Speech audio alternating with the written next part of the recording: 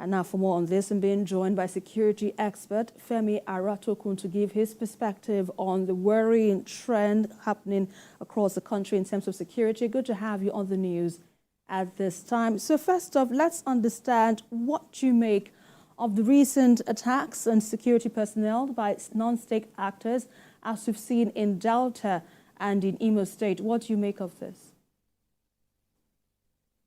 Esther, for this evening topic, because if we try to look at the whole week in general, ever since last week, stroke this week, we can see that we have so much issues as regards to security.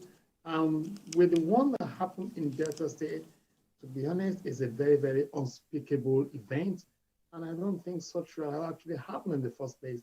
But however, the swift intervention of the police, the Nigerian government, the chief of army staff, and the local chiefs around and the governor of Delta State has actually, brought a lot of peace and calm to the situation in Delta State. And I hope, and I strongly believe, lessons are learned from this very situation of what happened today.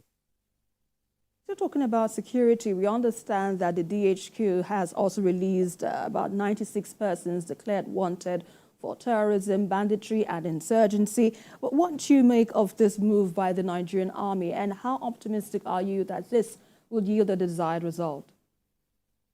Well, this is not the first time that we've been talking about releasing names of those you think are actually perpetrating evil acts in the country.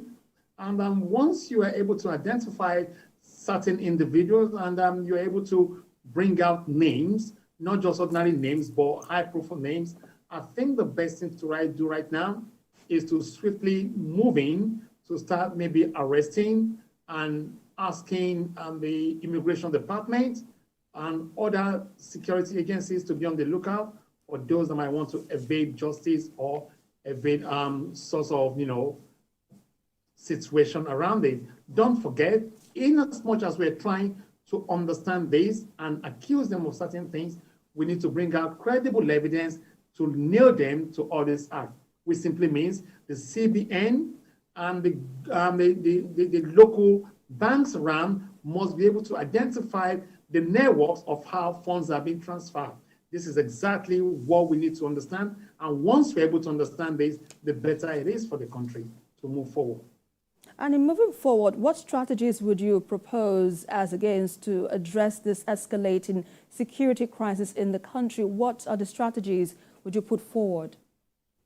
In my own opinion, I think it's high time for the Nigerian government, the state government, to propose what you call, I don't want to use the word mass recruitment, but strategic security recruitment from all walks of life to let's join hands together and see how we can actually secure our country, our territory, our states, and our local environment, because this is very critical at this stage where our police officers, military, and all other sister agencies within the security network are all overstretched. So we need new ideas. We need them right now. We need new understanding. We need new manpower, new welfare strategy that will make people believe that, yes, this present administration is really ready to work, and the only way they can work is deploying mass ideas into the system to make it work better. If we cannot do this, then we might end up not achieving anything at the end of the day.